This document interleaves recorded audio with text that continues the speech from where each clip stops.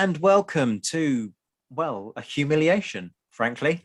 This is the Napoleon Assist. Welcome back. You have myself, Zach White, and Josh Provan, Master of Adventures in Historyland, and author of Bullock's Grain and Good Madeira, joining you for the final installment of what has been a four-part mini-series looking at digitally wargaming the Napoleonic Wars. We've looked at some of the flaws of Napoleon Total War. We've discussed the way in which the engine sort of tries to immerse you in the period. But we've also talked about some of the hilarity that you can have trying to play some of these scenarios and different maps, and the limitations, the benefits, and so on. You join us at the site of a naval engagement. I'll be honest, I was smug going into this. I have never lost a naval battle in any capacity, quite frankly. Obviously not in a real capacity. We're talking in a digital capacity here. I did not know this.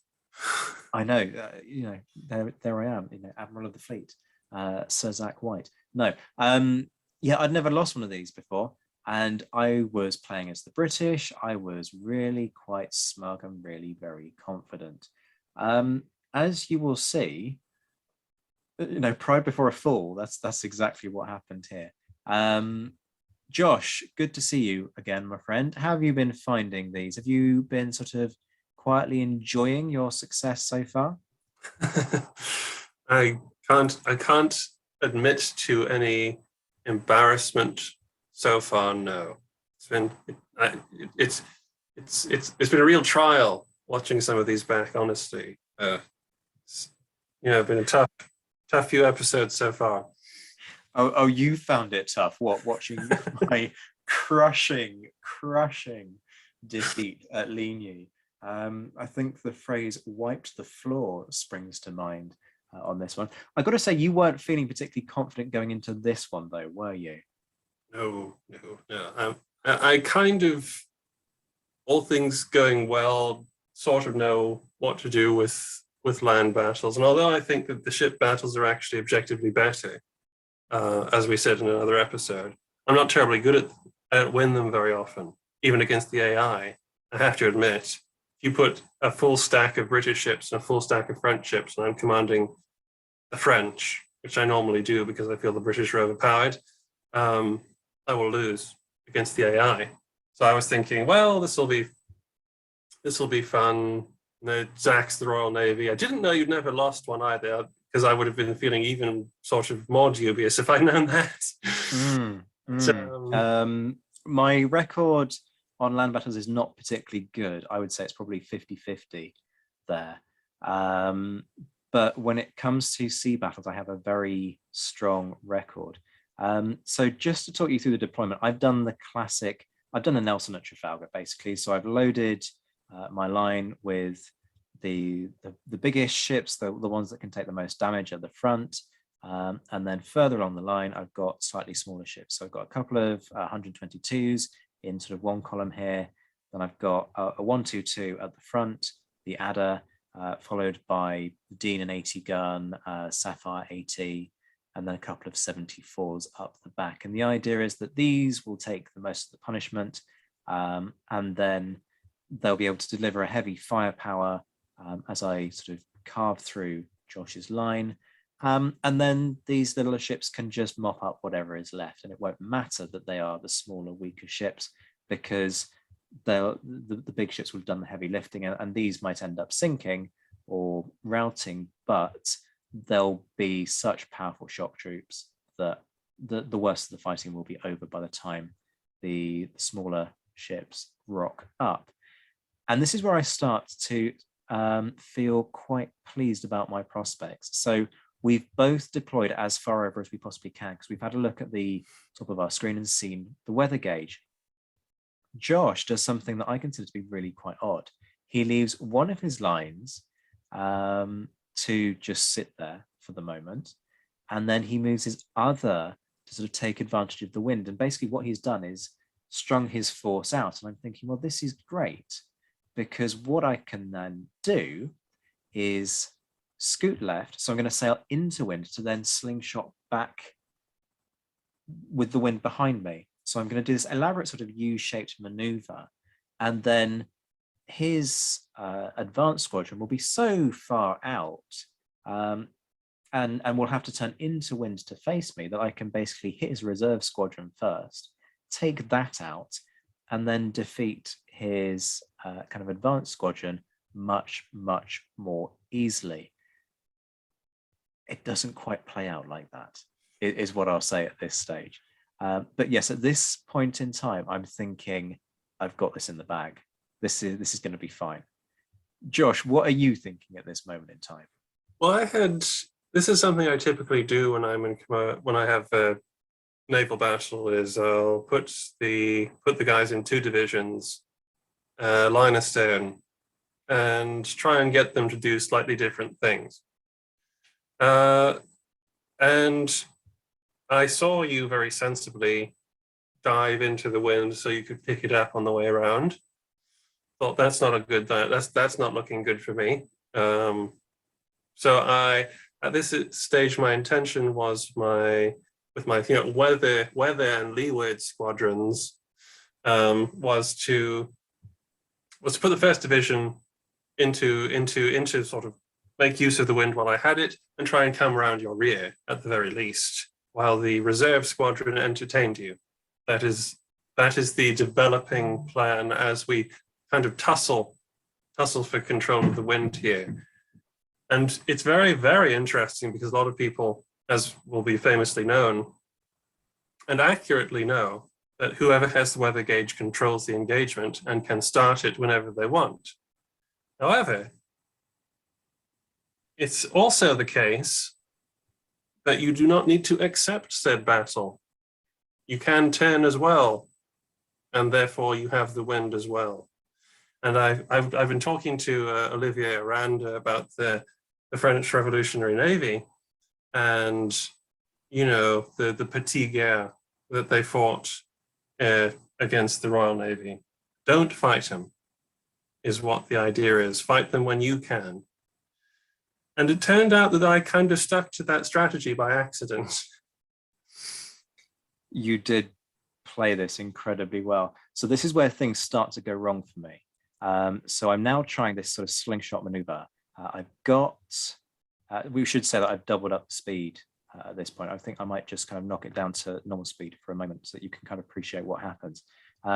So I send in or attempt to send in the right-hand line and the left-hand line simultaneously.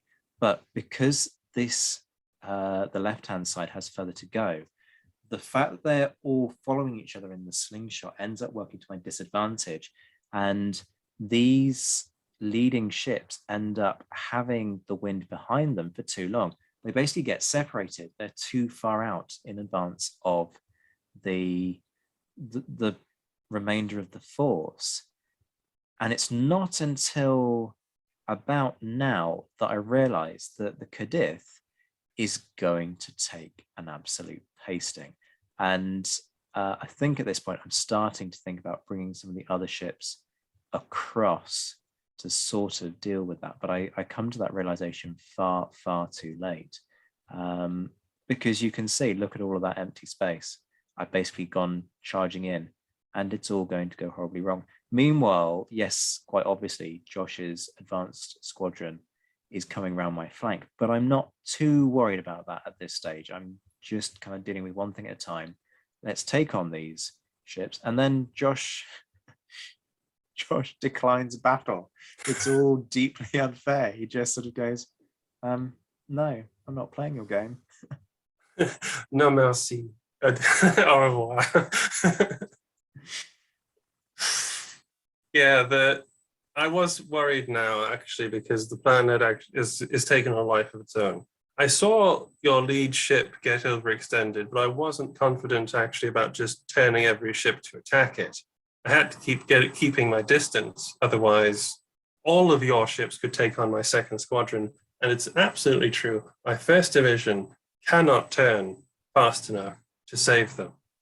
Everything can still go terribly wrong.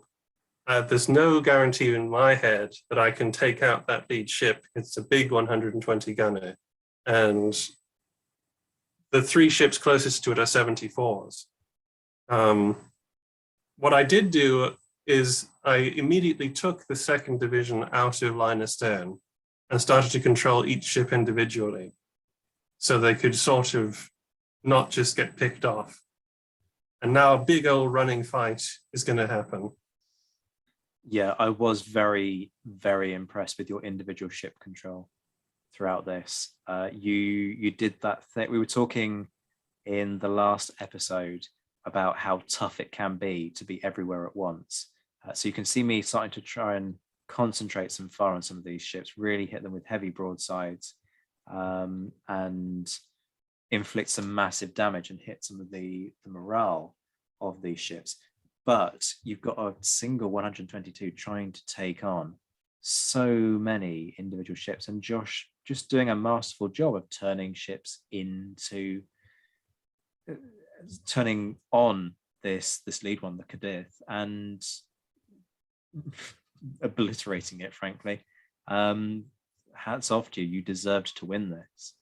And you can see, all of these other ships are strung out. Look at how far away my Sovereign of the Seas is. It might as well be on the moon for all the use it's being right now. Now I figure I can actually surrendered. So a few moments ago, I'd realized I can actually destroy the Cadiz, because that was why I turned the Zele, my 120 gun leader of the second division. And at that point as well, I had already ordered the first division to come round so as to pick up the wind. And it's beating round right now, and it's going to come alongside your ships as they're coming up.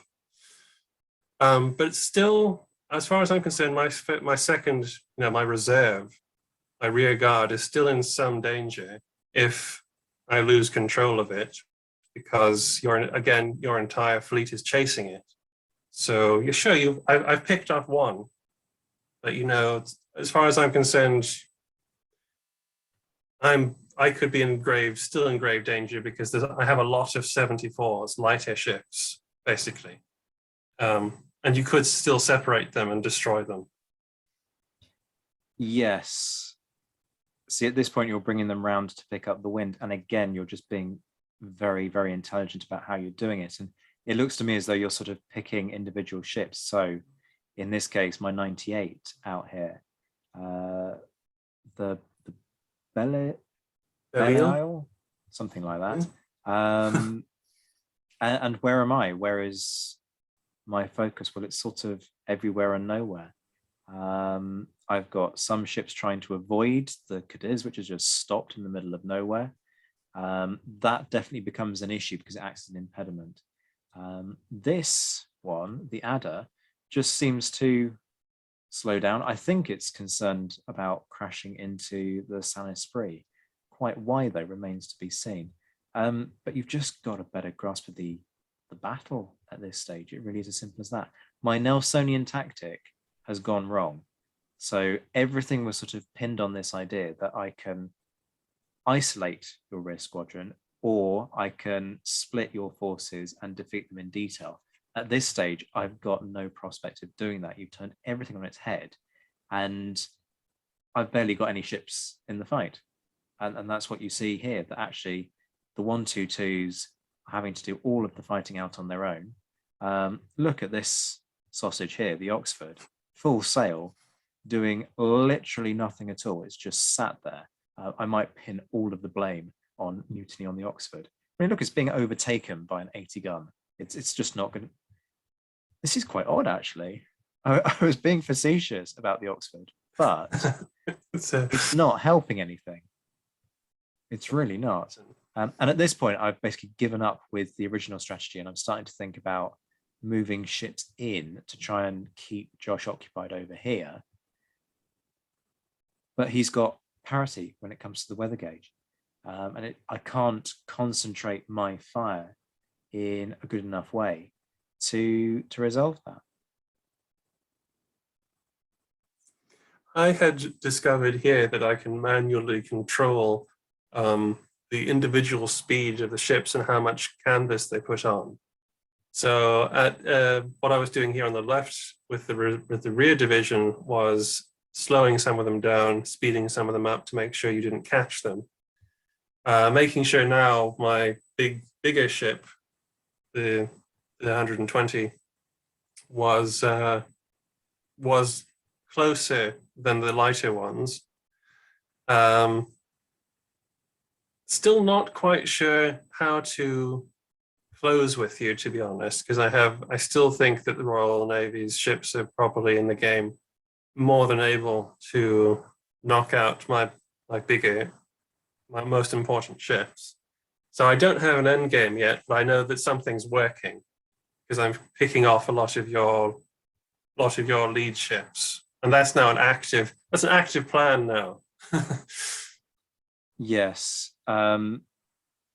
At this stage, I wouldn't say I'm worrying at this stage, but I'm particularly looking at the damage that's being done to the lead ships, particularly to the 122s, and thinking this is not good. I don't seem to be inflicting much in the way of damage, and yet I'm taking quite a pasting. I think perhaps it's not quite as bad as I thought it was at this stage. Looking at the balance bar down the bottom, it's still just in your favor. But you can see at this point I'm doing, so this is a little bit more sort of glorious 1st of June, what I'm going for here, which is right. I was channeling Villaret Joyeuse, so you played into my my plan is, right, let's just cut between some of these ships and have a little bit of inflict some raking broadsides, but it's as you watch it back on the replay, you can see that that's really not helping. That's not working. It doesn't help that this ship stops because it thinks it's going to crash into that one, or that the Belial has routed. I think there was a fair amount of tutting that went on at this stage, with ships just sort of deciding that they'd had enough, being under the incompetent Admiral White, which is understandable.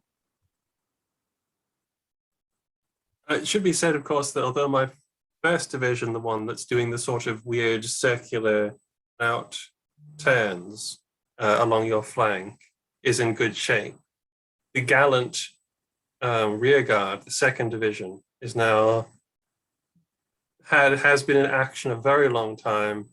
2 of the ships have lost a considerable amount of guns, and I am now worried that, you know, what I had feared the entire battle is going to happen, that basically, although I've knocked out maybe 3 of your ships now, you're going to at last pick off the 2nd division.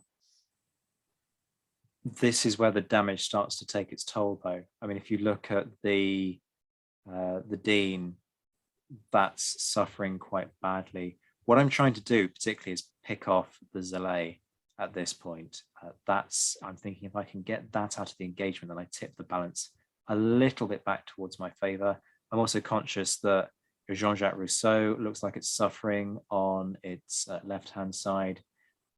Compare the damage that you've got on Jean-Jacques Rousseau to what's happening on the Ganges.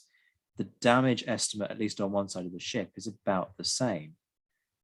And yet, and Zélé is just the ship of the match, really. To be honest, that captain, that guy is getting like on the Arc de Triomphe. Seriously, you can see. So my focus at this point, I've had to give up the fight, so I can't afford to push the Rousseau any longer. And I'm just having to repair the ship because I know that one more broadside and that's it. Meanwhile, I've got this sort of demi-squadron out here that's doing literally nothing. Whereas by comparison, Lando, as we call him, has just this lovely little arc of ships well poised to turn and pounce. It's all rather masterfully done. But there's no question in my head at this point, I'm losing this and I'm losing it badly. The Dean has routed whilst trying to conduct its repairs because of great firing from the Zélé. Yeah, your individual ship control, I think, was pretty key in this. At this point, I was thinking, oh my goodness, I'm winning the battle. And I didn't realize I was going to. And now I was having to figure out a way to finish finish you off, really. I have to turn all the ships. I have to try and engage you again. It's an all or nothing sort of bit here now because I have superiority, so I should use that. How do I? You are in a tough bit to get to because I have to turn them all. I have to come swinging around into the wind. You do have the wind still in your favor. You're behind me, so I can't easily get to you. But as it turns out, you're still pretty keen to attack, so I can sort of welcome you in a way. I think that was perhaps the issue, sort of the unrelenting aggression.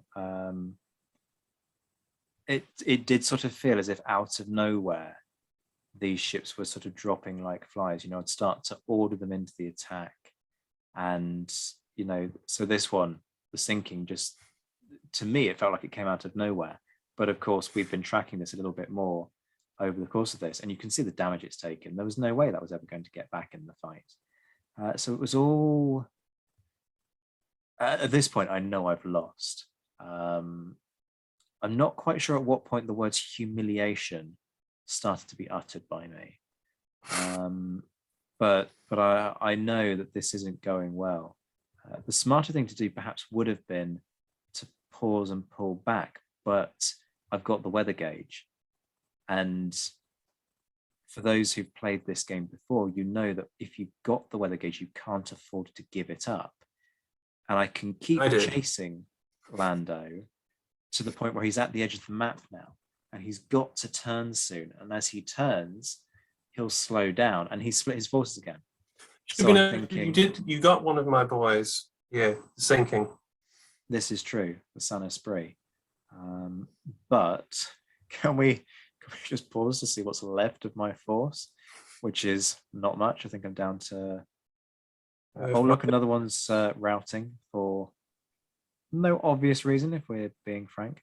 Well, it's sailing up against the very scary Zele, with just like the terror of this battlefield at this precise moment. But look at the damage that you haven't taken. So you've still got 95 guns. I don't think I have 95 guns across about two or three of these ships. So this is interesting though, because like we said before, you actually still have the weather gauge, and so it's very difficult for me to press my advantage. So what has actually happened, I've split everybody. The ravaged second division is following the wind, with you dogging it at every step, hoping, I think, probably at this point, maybe there's still a chance to wreak havoc amongst the really damaged second squadron. Meanwhile, I've had to do exactly what I did at the beginning with the first squadron, is like sail it away and bring it back ever so slowly, and here it comes now. Yeah, at this stage, I'm definitely trying to focus on pulling apart some of your weaker ships. But to be honest, it doesn't feel like they're that weak, because where's the damage gone? So you've got 174 that's down to 54 guns, but the rest are doing pretty well. And I think it's this thing that you do of turn, fire, and turn again. It was interesting what you said about the individual ship control with the canvas. That's not something that I have ever utilized. To be honest, I've never needed to. So perhaps that's lazy commander or command work on my part. But you managed to find a bit more of the map as well. So you sort of turned on me, and now you're running away again, and turning and running away. So in a sense, you're fighting probably a much more realistic naval battle, a sort of running naval battle, as opposed to what I'm used to doing, which is the Trafalgar, the glorious 1st of June style thing, get between them and then come apart. You can see again, so I'm trying to concentrate fire. So at this point, I'm starting to realize I've got to take some of these ships out one-on-one, and I've got to use the ability to control them individually that little bit more. But it's too little too late at this stage. It is a foregone conclusion. Yeah, I was thinking that if my remaining ships, these remaining 4 ships here, can hold on, I have it sewn up so long as I can get the 1st division over, which is now coming over. And you saw there, I had left Tirani Seed to kind of be the rear guard now because it's the most healthy ship. So that's going to tangle with you. Now, little worrying here because you have kind of got a net going. You've got two ships kind of trying to herd me. And, you know, Zélé is looking pretty rough. I'm sorry, you're worrying about one ship looking pretty rough. Have you seen what's happened to the rest of my fleet? My poor Zélé, dude. It's the thing's a legend. I don't want it to die. It's quite remarkable. So you can see me here really trying to focus firepower. At this point, I think I perhaps had just had a vendetta against the Zélé.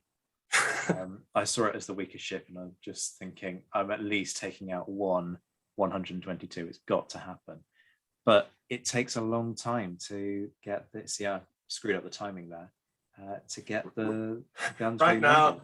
Yeah, right now I had a real pack mentality going. It's like every ship must defend the other until the first squadron can get here now, because that's why all these ships are going in all different directions, trying to get you off the Zélé. And at this point, I've had to give up the fight again because I know if I don't start trying to repair the ship, it's just going to rout anyway. And I'd imagine it sits there too long and routs regardless. Were you conscious of tactics and historical tactics when you were playing this? Do you sort of, because we've joked in the past about friends of ours doing a nay, for example. Oh, look, there we go. See, routed. This is the first time I'd ever tried to use the repair function in a battle. And it basically confirmed my previous bias, which was that there's no point in using the repair function in a battle because in the time that you try and repair, you've routed anyway. Were you conscious of what you'd been discussing recently in terms of tactics with, is it Olivier Aranda? Yes, Olivier. What? At this stage, I realized I had been doing this, that it had settled into a very kind of satisfying French way of fighting a fleet action, basically. Although I don't like having to doing that thing where one ship is in front of the other, so you turn it and it fires, and then you turn it the other way and it fires to keep running. Here, it so happened that the second squadron could transform from line astern to line abreast in a kind of a crescent shape, so that each time a British ship got too close, a pocket formed around it almost, so every ship could fire at a certain time, and they could cross your bows whenever they wanted to, because I was in front. Towards the end, though, it was definitely getting to the point where I was going, I just need to maneuver all the way around them, use every side of the ship as fast as possible. This is devastating, this broadside here. Look at how close that is. Yeah, that was pretty horrific. And what was quite odd is that I'd expected to have the space to get in front of you and do the reverse to you. But look at the state of the positive kind of situation that ship's in. So it still has 112 of its guns. This is the first division. I mean, the lead of the first division hasn't actually been in combat, really. I mean, here you just decide to plow through the Oxford. That's a little bit rude. That's adding I think, to injury. am I reducing sail in a panic there? I think I just miss it. No. I'm not having that. You've tried to go straight through it. Don't try and sugarcoat it, man. That's horrific. And then because it's proven impossible to get through your fleet, this ship just takes such a pacing that it routs regardless. Yeah. And at this point, I'm down to 2 ships. The word humiliation has definitely been used several times by this point in our line. I've split up the first division. It's no longer sailing line astern. This is every ship for itself now. I think at this point, I'm just trying to find a target. Oh, look, another one's routed, which means it's all on this. Oh, no, they've all gone. I think that's it. That's the last of my fleet, isn't it? I think so, and I was in shock, to be honest. You were in shock. My gob was on the floor after that. That was my first defeat, but it was a deserved defeat. I mean, I liked it because it turned out very French. The way Aranda had, Olivier Aranda had told me the French like to do things, even to the point that I slightly outnumber you, and your ships are probably better. Is very kind of balanced in a historical kind of thing, because the Royal Navy always thought it could take on twice its own numbers and win, so long as it could get amongst everybody. And I thought I could take on twice the numbers and win, frankly. I thought you could too. You just handed it to me. Folks, I hope you've enjoyed these. I hope you've learned a little bit along the way. If you would like to know more of the history behind all of this, which is kind of the point of Wargaming Month, kind of using things like this, the digital war games, but also the plastic war games, the board games, and so on, to explore ways in which people have engaged with the history of the period and encourage more people to flock to the actual history so that they can unpick what they see in these computer games, in these board games, in these gaming manuals, and learn a little bit more about the period. There is a whole podcast that is kind of the bigger brother, if you like, of this YouTube channel. It's called The Napoleonicist. You can find it wherever you get your podcasts. I've been Zach White. I am your host. You've been joined by Josh Provan, Master of Adventures in Historyland. You can find him on Twitter at Land of History.